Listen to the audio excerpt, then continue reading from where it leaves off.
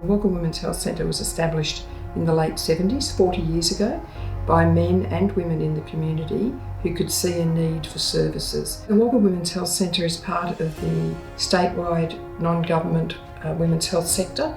We provide services that encompass trauma counselling, crisis and support work, health education, economic wellbeing. We have visiting practitioners that provide massage. Other services in town provide sessions from our centre as well. We have a library and women can come and sit and be safe in our environment.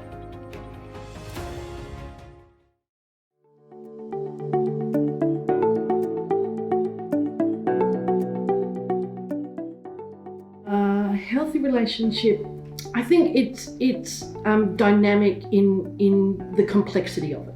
I think it's not just one thing. It has to be a friendship. It has to be open. It has to be honest. It has to be truthful. A healthy relationship it's two ways, but it's also more importantly about the one that you have with yourself. So that relationship, how you interact with other people, but also how you interact with yourself. Having that balance, that equal balance. It's where your opinions are okay and you can disagree without feeling like you're going to be ridiculed as a result. That's certainly where one person in the relationship holds the power and control. They hold decision-making power. An unhealthy relationship is where we feel that we can't have our voice. It's where it feels like it's pushed down and we're not able to be our true selves. It's where we feel a little lost and that someone else's opinions, ideas, morals, and standards and values are actually placed over our own. Signs of an unhealthy relationship are the withdrawal of ourselves. It's the isolation that comes along with that. It's the inability for us to be able to use our voice and to listen to what our standards and morals and values are. And it's also when someone else's dominance creates our world for us. So it's not about us anymore, it's about them. And it's about what they want out of life and not us. And when they do have to defer to another person's opinion or decision.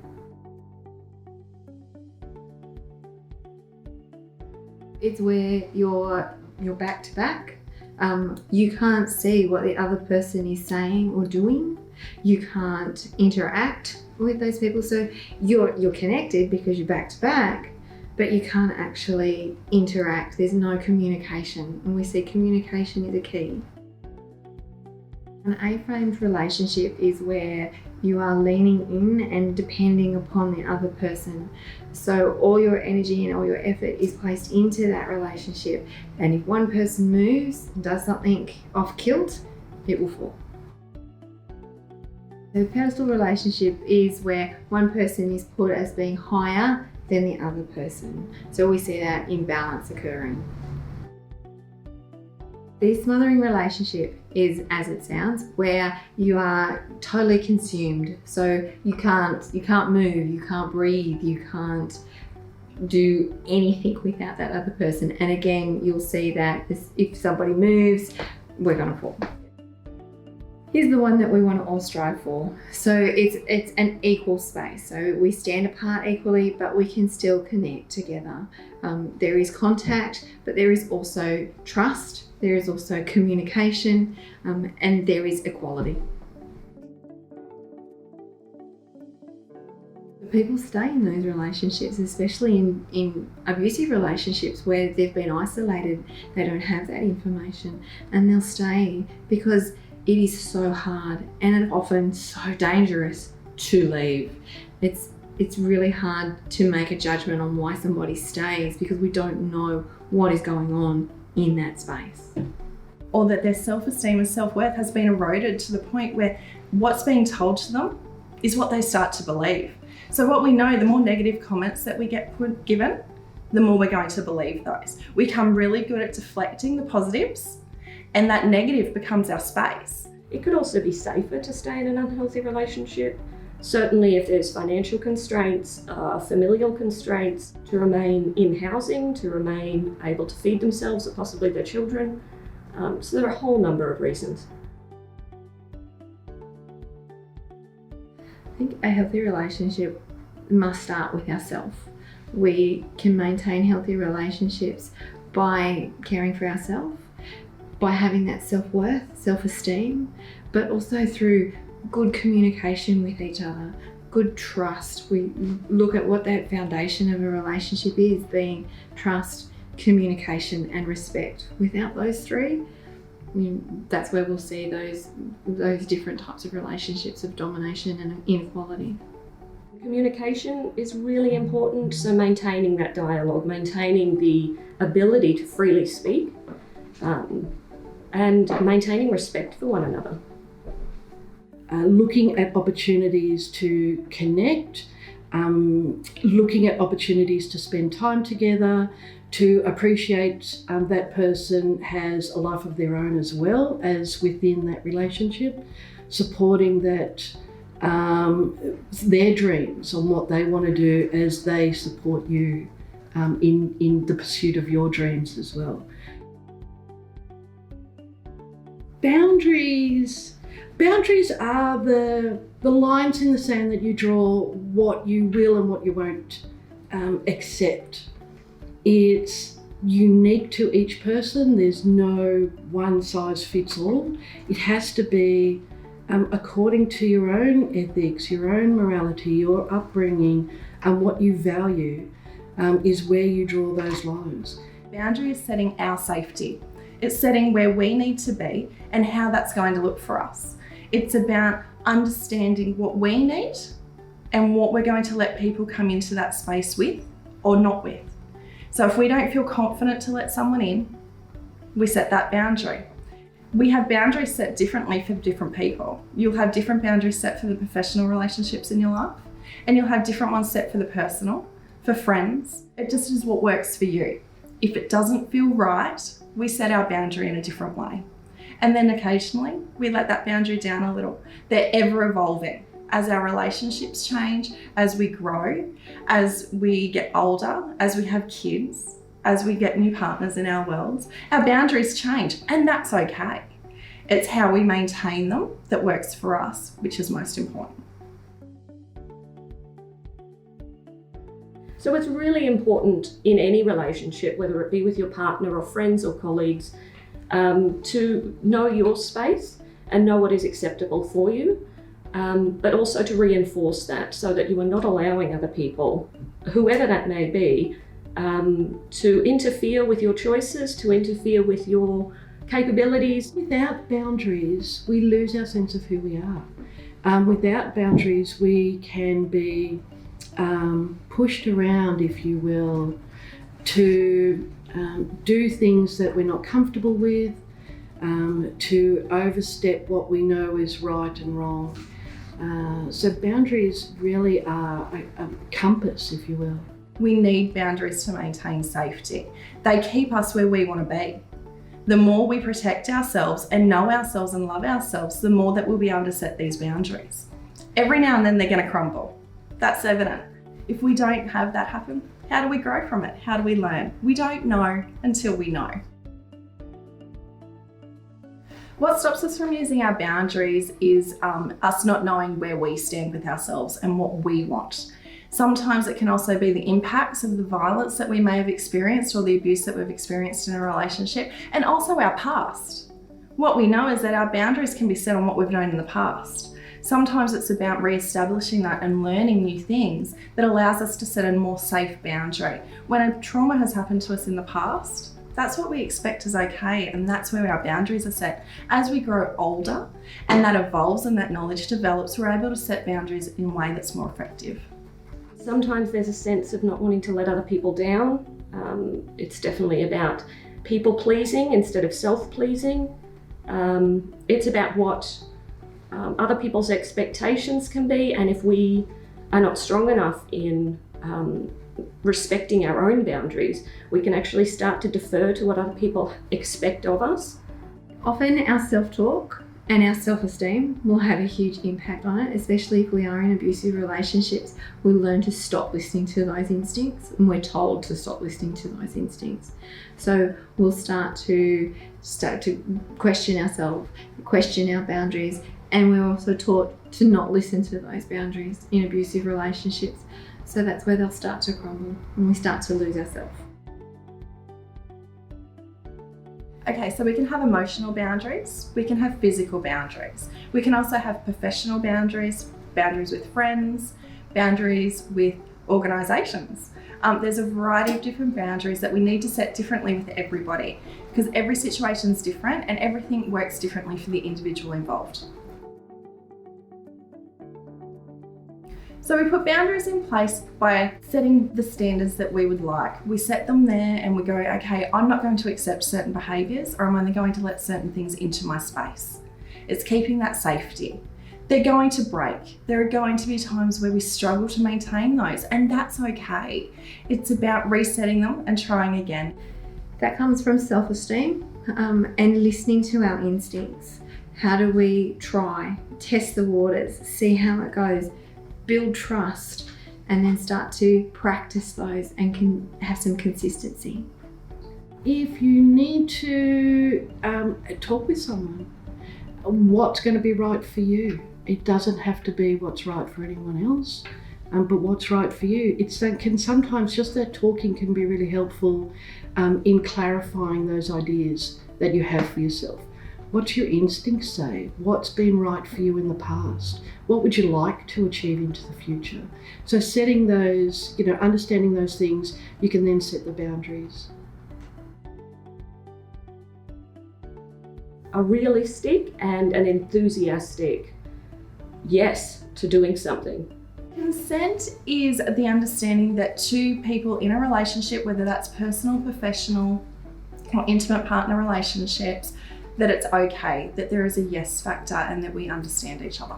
It's around mutual respect, it's around trust, and it's around good communication. Consent is really a balancing act, if you will, of identifying what's mutually okay for two people.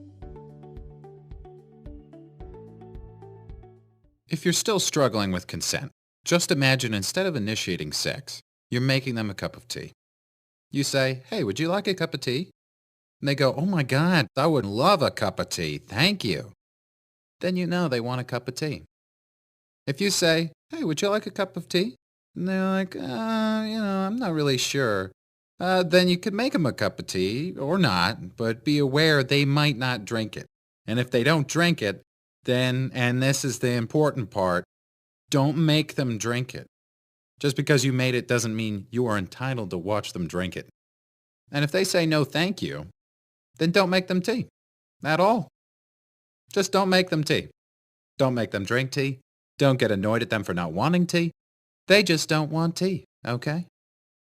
They might say, yes, please. That's kind of you. And then when the tea arrives, they actually don't want the tea at all. Sure, that's kind of annoying as you've gone to all the effort of making the tea, but they remain under no obligation to drink the tea. They did want tea, now they don't. Some people change their mind in the time that it takes to boil the kettle, brew the tea, and add the milk. And it's okay for people to change their mind. And you are still not entitled to watch them drink it. And if they're unconscious, don't make them tea. Unconscious people don't want tea. And they can't answer the question, do you want tea? Because they're unconscious. Okay, maybe they were conscious when you asked them if they wanted tea. And they said yes. But in the time it took you to boil the kettle, brew the tea, and add the milk, they are now unconscious. You should just put the tea down. Make sure the unconscious person is safe. And this is the important part again. Don't make them drink the tea. They said yes then, sure, but unconscious people don't want tea. If someone said yes to tea, started drinking it, and then passed out before they'd finished it, don't keep on pouring it down their throat. Take the tea away. Make sure they're safe, because unconscious people don't want tea. Trust me on this. If someone said yes to tea around your house last Saturday, that doesn't mean they want you to make them tea all the time. They don't want you to come around to their place unexpectedly and make them tea and force them to drink it going, but you wanted tea last week. Or to wake up to find you pouring tea down their throat going, but you wanted tea last night. But if you can understand how completely ludicrous it is to force people to have tea when they don't want tea, and you're able to understand when people don't want tea, then how hard is it to understand it when it comes to sex? Whether it's tea or sex, consent is everything. And on that note, I'm going to go make myself a cup of tea.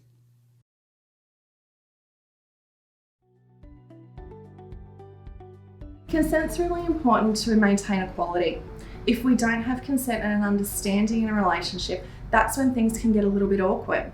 We need to know that each party involved, whatever kind of relationship that is, that it's okay, that the other person is on board with that. If that is not there, it's not okay.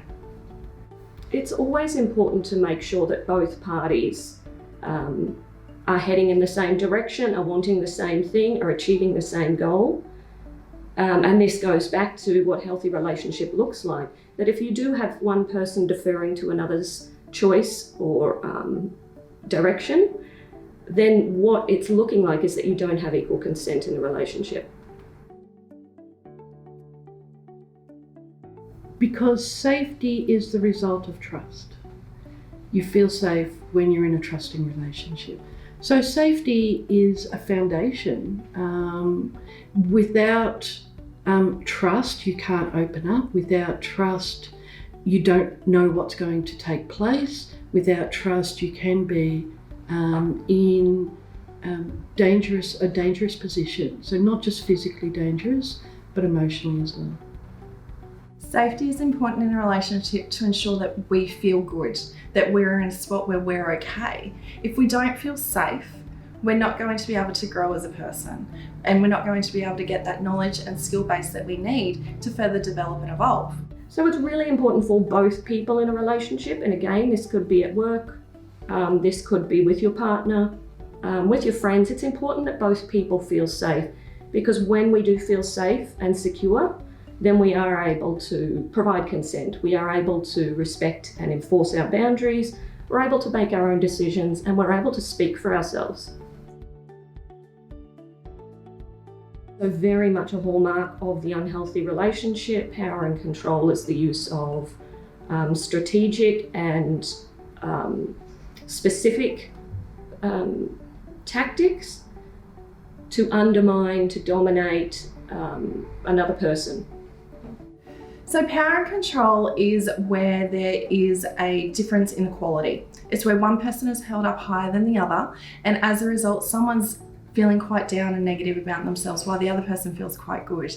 It's an imbalance. What's really important when it comes to power and control is our understanding that nobody should feel this way, that there should be this equal connection. Power and control in an unhealthy relationship can result in someone feeling quite down, someone feeling like they have been pushed down and they're not worthy, they're not valued, they're not understood. And that's where the loss of self-esteem, self-worth, and self-identity can occur. In a healthy relationship, power and control can actually work as a positive when people know the equality that's there and they have that communication, that open communication that allows them to know what someone is going to have the say over and what someone else is going to have say on. But there's consent to allow that to occur. Within a healthy relationship, you wouldn't have one person using power and control over another. Both people have the power to make decisions, both people have the power to say yes or no. In an unhealthy relationship, if one person does have power and control over the other, it really does erode the other person's self-esteem, their self-worth, their ability to make decisions, and we see that this erodes further and further over time. Absolutely. I don't think there's a relationship that is a fantasy of, not having a disagreement between two people. No two people are ever going to be the same, and that disagreements are expected within those relationships. It's fine. It's fine to have different opinions, and it's fine to think different thoughts, and it's fine to want different things. it's that negotiation and care for each other that you find a balance between the two. Absolutely. We all need to challenge people. We all need to have our own say. We all need to be able to voice our opinion, and remembering that their opinions, it's not this is how it has to be. So we can have healthy discussions, we can have arguments. It's where one person is imposing on another person that we see that imbalance occur. Self-esteem is the recognition and estimation of our own abilities, our attributes, our characteristics, the way that we view what we are capable of, what's good about ourselves, maybe what we're lacking in. It's just having that realistic view about who we are as a person. And it's important to have healthy self-esteem, which is realistic self-esteem. Self-esteem is actually that loving yourself idea. Everyone goes, ugh, love yourself. But it is. It's about having an understanding of who you are, and it's about filling up your bucket, making your bucket of happiness what it is for you, and doing those activities that make you feel good about yourself. That's how we value ourselves, what we think of ourselves, and how we do what we need to do to feel okay about ourselves. In society, people will think that that looks like cocky, arrogant, but really it's knowing yourself and feeling okay within yourself, to not worry about other people's opinions and to be able to listen to your own.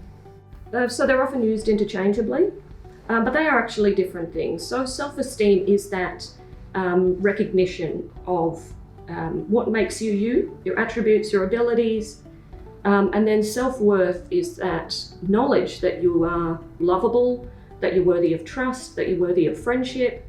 So it's really important to be able to separate the two, so that, for instance, even if our self-esteem is a bit low, we still see value in ourselves and still know that we are worthy of love, worthy of respect. So they are quite different.